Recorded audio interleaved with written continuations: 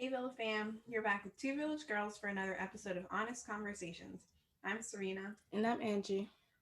As we continue talking about growth and change from the lenses of childcare workers, this week we will be telling you about our experiences during COVID.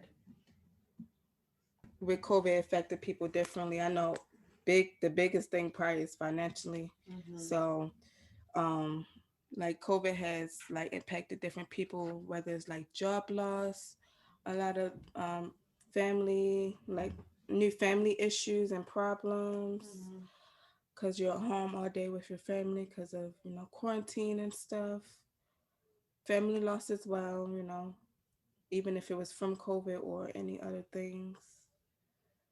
True. Um, and just now, like just us now, just getting back to like after COVID life, since now that everything now regulations is getting dropped in. Now we have to figure out how we're going to move on to life after Mm-hmm. freaking COVID. So we're gonna start talking about that. One COVID at first, I was like happy to be out of work, for real, for real. So it was happy being out of work and like getting unemployment and like it was like a vacation, still making money for me at first.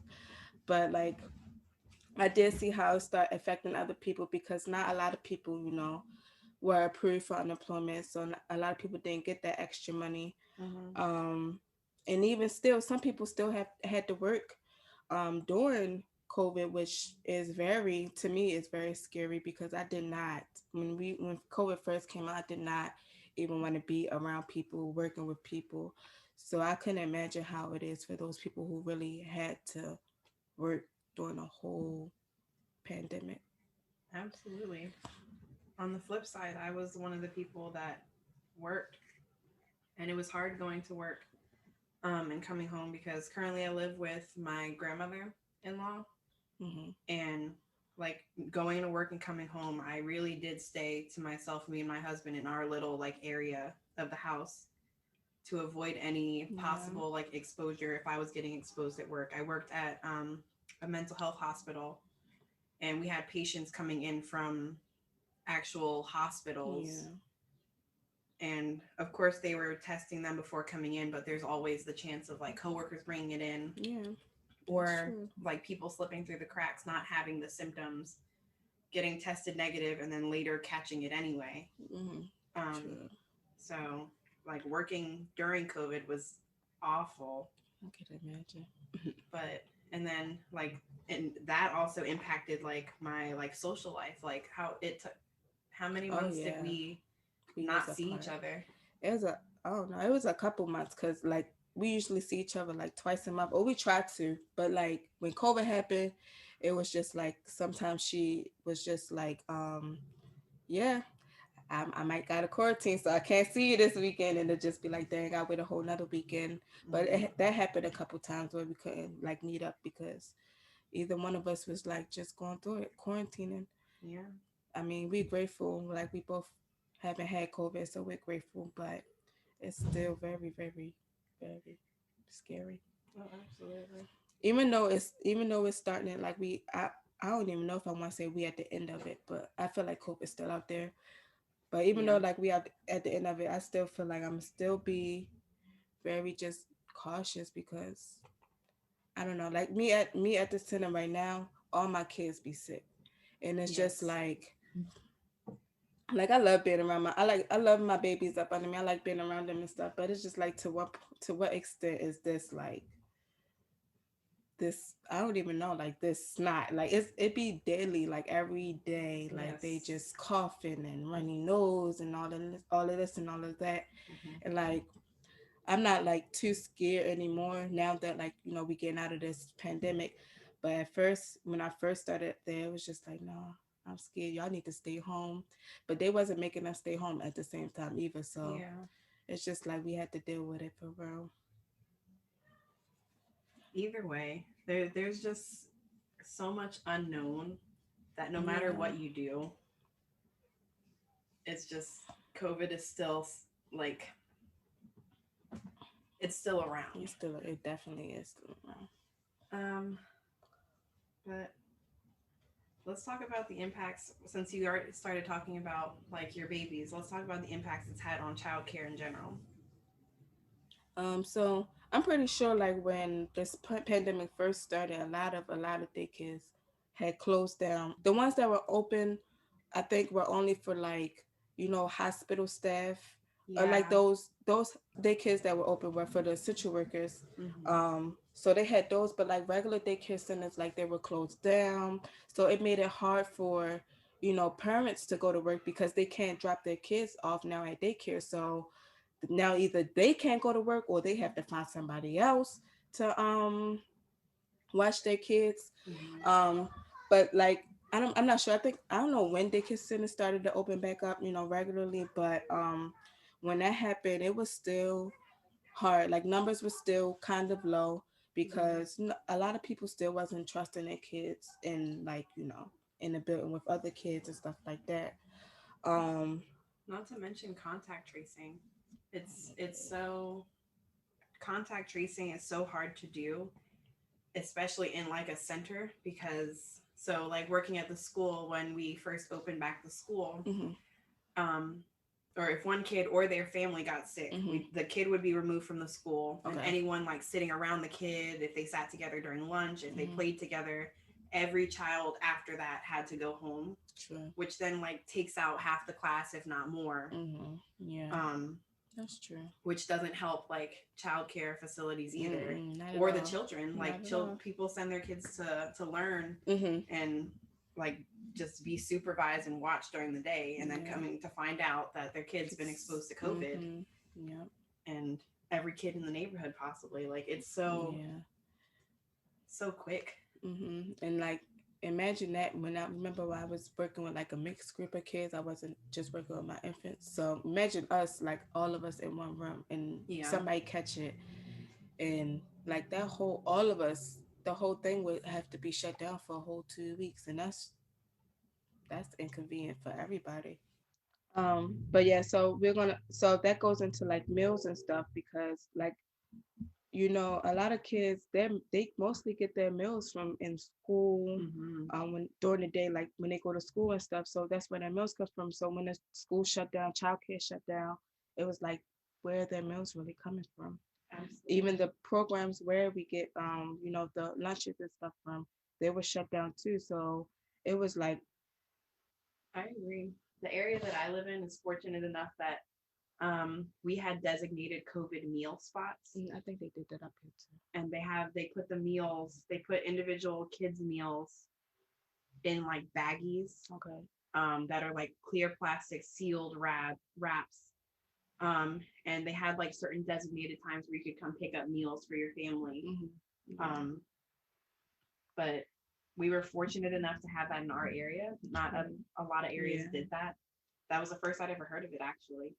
Yeah, I think in Baltimore City we did, like we had some like certain schools or certain centers or certain Hmm. recreation whatever that still like provided lunch and stuff, but it was just those little areas. But It's amazing that they thought of that yeah, because, like, like you said, a lot of kids, they get their meals from school. So yeah, when they're home, especially being forced to be home because of COVID, mhm, um, some of those kids might miss out on that because, yeah, especially with parents not being able to work and hmm, make that money make to get money. them food. Yeah.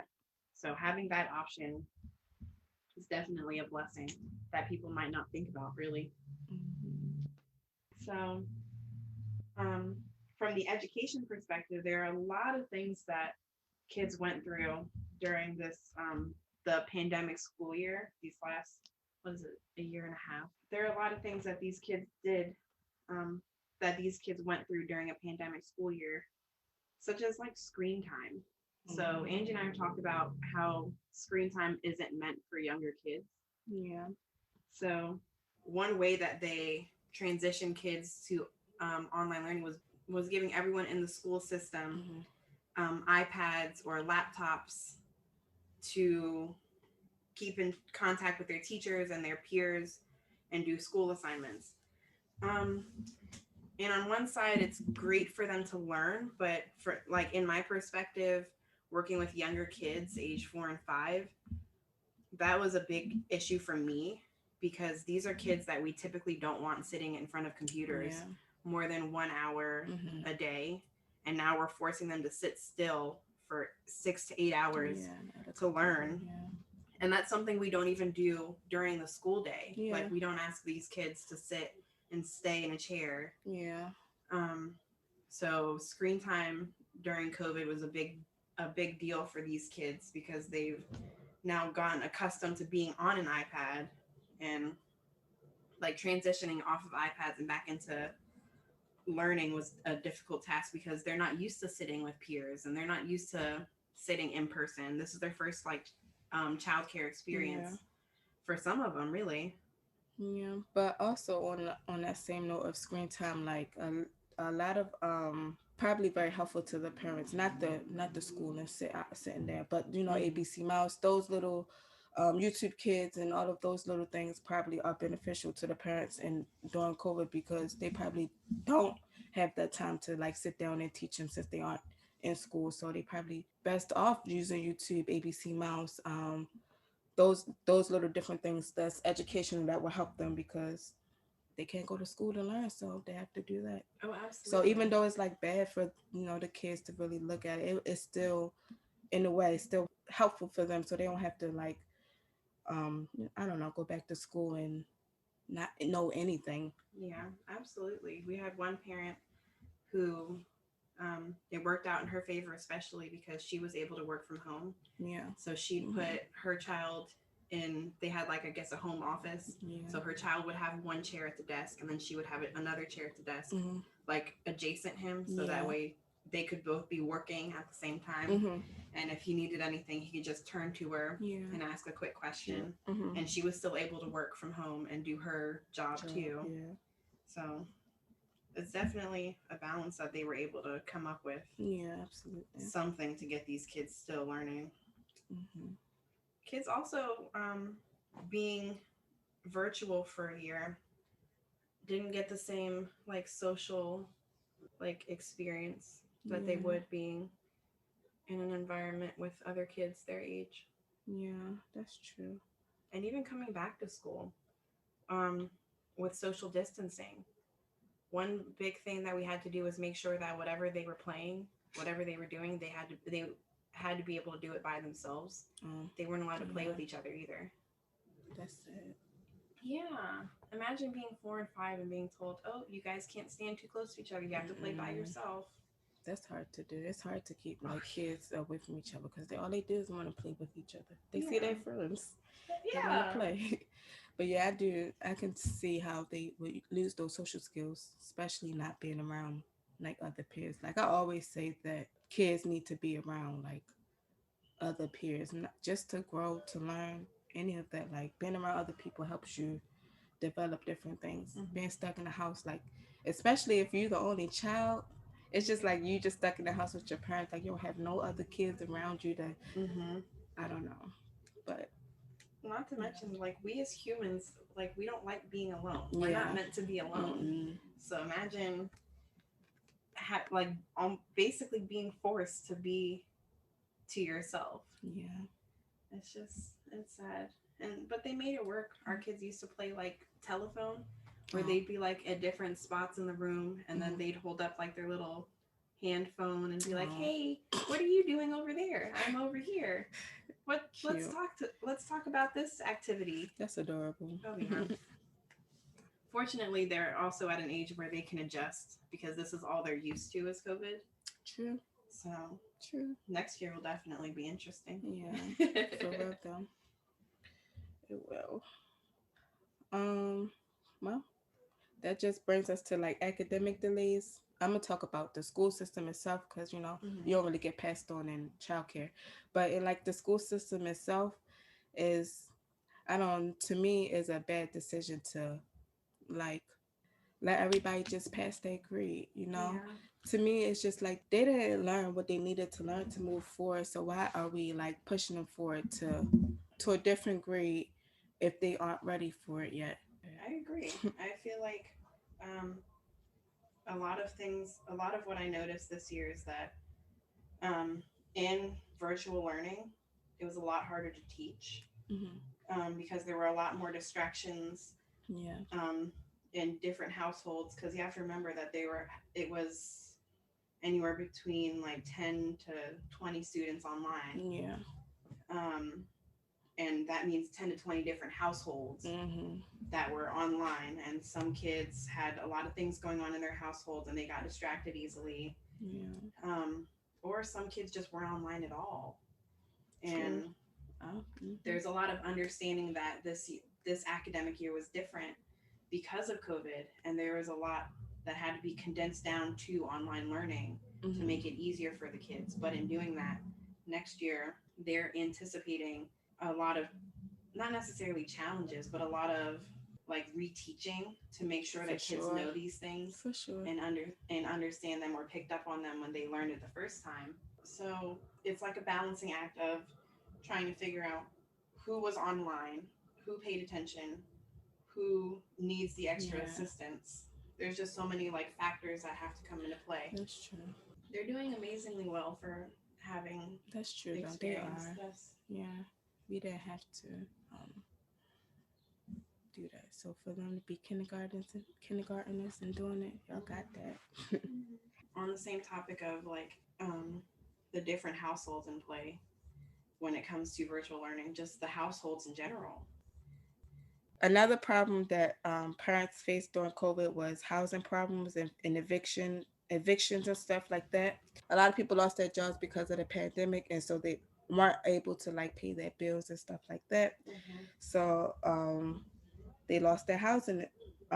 In some cases they lost their housing, but they also had like regulations and rules put in place so that landlords and stuff weren't able to evict you because of the pandemic, Mm-hmm. which is very helpful to a lot of people because imagine trying to find housing in this pandemic, which was hard to do because I'm pretty sure a lot of apartments were looking for like people to come there to stay because they knew the pandemic. Like a lot of people don't have money to afford this place, Absolutely. Even but now, like yeah, now that the pandemic's ending, leasing offices in most cases still aren't even open.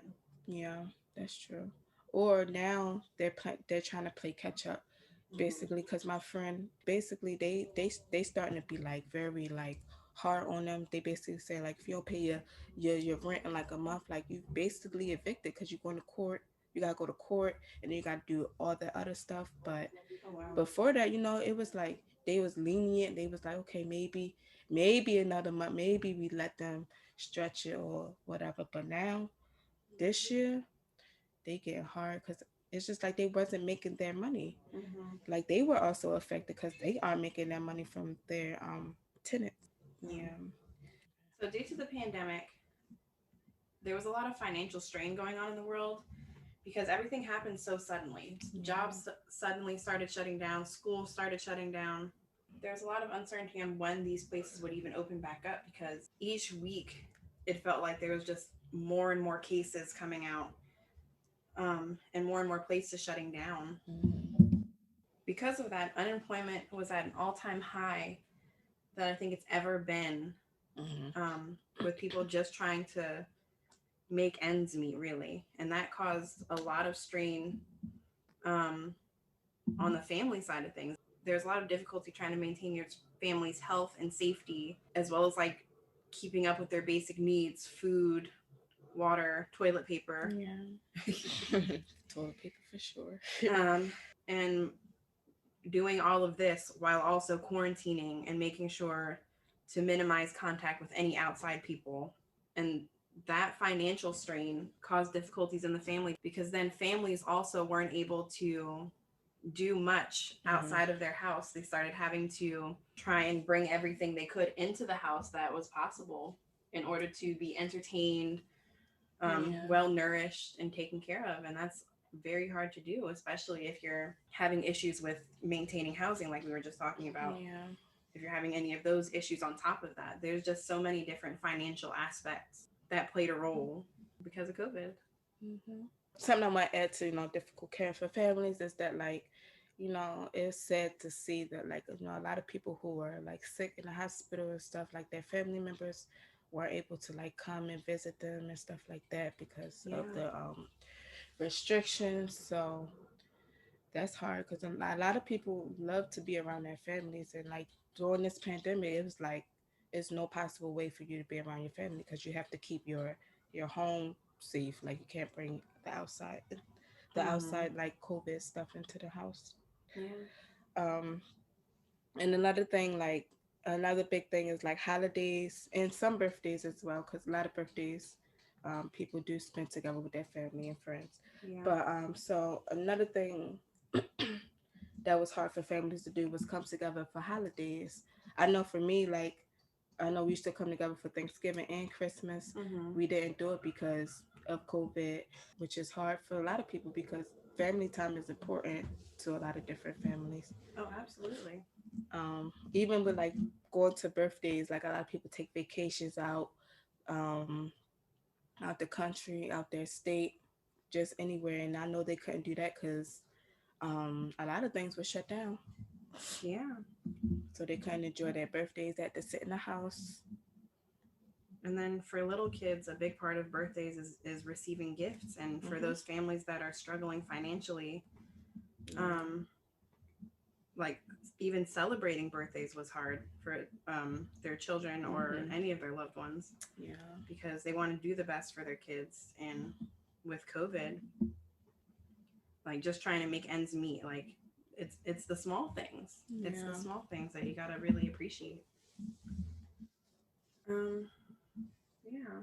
So an important thing to know as we transition back to normal, quote unquote, um, is that it's important to cope in your own way because we're all going through this. You guys have heard Angie and my perspective on how we felt about the pandemic.